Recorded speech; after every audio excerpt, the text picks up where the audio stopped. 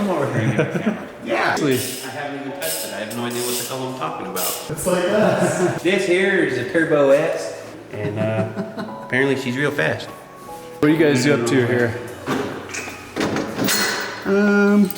Nothing. So we are doing a do-it-yourself limit strap kit. We just kind of put this kit together. We got some PRP straps. Can you let it down a little bit? A little bit more. Right there. We got some PRP straps and then some hardware, and we're making our own.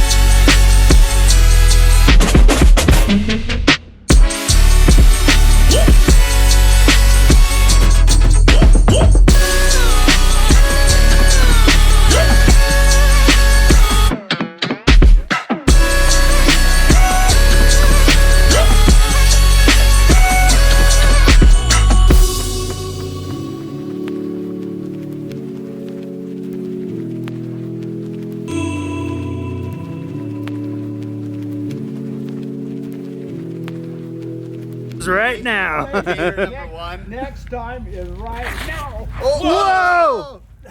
Man down. So, Project.UTV, welcome Steve. We don't call him Steve though, we call him Gator, because he's an instigator. You're bad. I bet that makes the video. It does, that will make. Do we need to go lower or higher? Look how good that turned out. The Powder coat. that way. That's the finished product. Yep. Looks so good. What do you guys do up to here? We are doing a do-it-yourself limit strap kit. Honestly, all we did was we measured it from eyelet to eyelet. It was 26.5 inches, I believe, almost 26.5 inches. So we went to PRP, got 25-inch limit straps, and that may be a hair long. We should have done 24, but trial and error. And then get some 1.5-inch spacers, some M12 by 1.5 or 1.75 bolts, and then tons of washers to go in between everything. And that's pretty much our limit strap. So we'll get this one on, or at least the top bolt on, and see how much it holds it up. Tell us your story about not having limiter straps on your rig. Oh, it yanks axles out of differentials and creates problems, so you have to drive back to the trailer while all your buddies are still out on the trail. So, yeah. Long story short.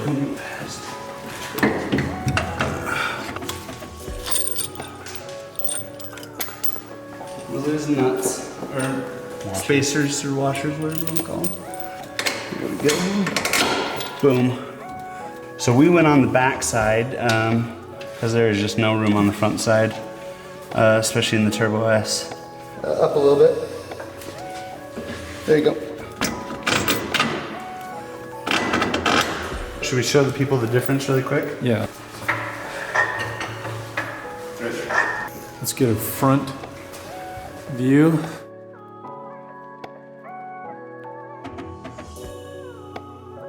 How hard is this to do? On a scale of 1 to 10, it's about, what would you say, Troy? 3, 2.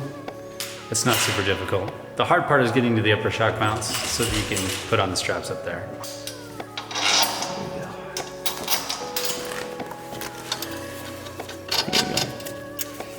Okay.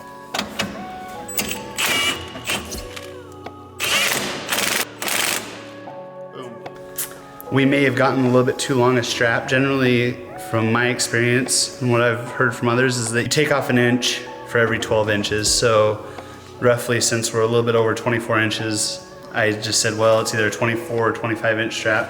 I went a little long.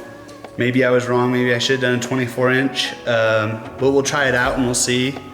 And we may be getting another strap, but either way, all this hardware, the strap costs roughly 60 bucks with shipping. And the hardware costs another $5 or $6. So under $70 for limit straps. It was just a great way to save some money and get the job done, especially hearing Matt's story. Yeah, you don't want to rip axles out of differentials. Okay, quick and easy. What are we gonna do now? The camera? All right, tell me what's going on here, Troy. We have ourselves an aftermarket accessory that doesn't come with the Razor S, but it's a phenomenal accessory to have, especially for what we use our machines for, which is a lot of rock crawling. And this is a front camera. And the way that you connect it to this one, because it comes already with a nice little mounting housing for the camera. You just slide it in there, it's grooved so you know how to put it in. Clip it together. Yeah, it clips right here. The factory harness. The factory harness, super easy. You can zip tie it up out of the way if you wanted to protect it. And for those of you who don't have a housing built into the machine, and I don't have one to show you, but it does. The kit does come with a clip-in, so that you can clip the camera mount and thread it through like it is here, but onto a mount for the grill. Pull it back to what are we talking about? Pull the wire through the housing. Right through. Install it that way. Let's show you what it looks like once it's installed. So you turn on your machine with the little ride command video spin up. Click here, OK. We'll go to gauges, front and rear camera, and hit the front. And there's our front view. Matt, get your ugly mug in front of this camera. Show us what we're looking at. Yeah, mug for the camera. I don't know where Matt went, but Oh, he's out. Well, we're gonna get someone Great. else. I see what's Here comes going on. Scott. So you can see up in the Oh, camera yeah. up in the front. Oh yeah, there's Scotty. It is not a high resolution 4K camera. you catching this? It does catch Oh that. yeah. Hey Matt, say hi. Hey Maddie. Keep it G-rated. What's great about the camera, it lets you get an tire level, axle level, and lets you see what's coming up and what your suspension needs to be prepared for. Especially when we're rock crawling, it lets us know what dangers might lurk ahead, especially if you're coming up on a ledge that may have a drop off. It'll actually look below the vehicle as well. And if you get the rear camera hooked up, you get to see Scott's crotch.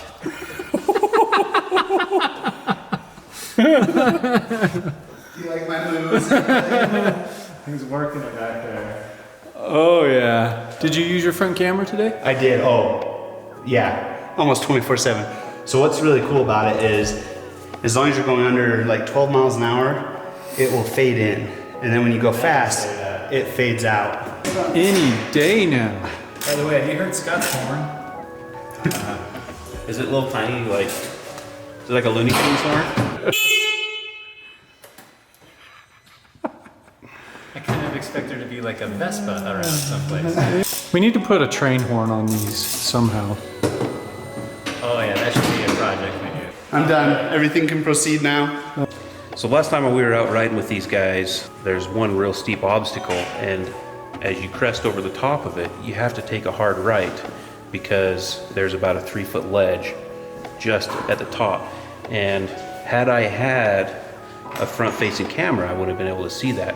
Came over the ridge, right at the top of this obstacle, and I just nailed that little wall. It rattled my teeth pretty good. So that would be really nice to have rock crawling. Just my 2 cents. Wish I had it. It's cheating. It really is cheating. I mean, Versus. it's almost gotten me, it's almost not necessarily careless, but I'm just so much more confident because before, if I didn't know what was in front of me, I always just feel it out. Or get Just out. just fill it out. Yeah, or get out and look, which wasted tons of time. Whereas now, it doesn't show depth super well, but it will show me, hey, oh, you're about to drop off something, or hey, you're totally fine. And so, yeah. Or, oh, hey, there's a 3-foot wall right in front of me. Yeah, Maybe you need yeah. to turn. Something that we didn't mention. This is what happened too. We actually filmed the install of this camera, and there was some weird setting on the GoPro and everything. There was no audio. But in that video, we actually filmed on the screen. You can actually see on screen both tires in the front, so you can see a pretty wide field of vision. So you know where your tires are at, what you're approaching. I loved it, and let you know both tires, and this is a wider than stock setup because we've got a 4.3 wheel on both corners, and you can see the entire width at the front of the machine. It's very helpful. I'd want to have it if I had it. I have the same machine as Matt does, not built the same way, but I have the same limitation as I have to guess or I have to unbuckle, and that's just a pain.